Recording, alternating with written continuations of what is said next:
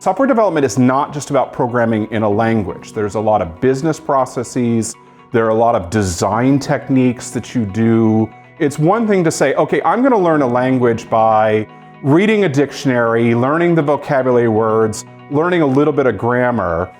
That's okay if you were going to read in that foreign language, but it's not going to help you to speak, right? You don't know the idioms, you're not going to speak like a natural speaker. Too many of these introductory computing courses are unfortunately like that. They teach you how to do things in Python, but they don't teach you the right processes. They don't teach you how to think like a software developer.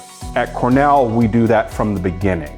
Even by the second course of this certificate, we're doing significant software development practices in addition to learning Python. Because we're doing a lot of fundamentals, one of the key takeaways of this course is, I don't want to just teach you how to program in Python and develop software. I want it so that when you're done with the course, you can go and read Stack Overflow, or you can go read official Python documentation and really start to teach yourself on your own, no matter what your background.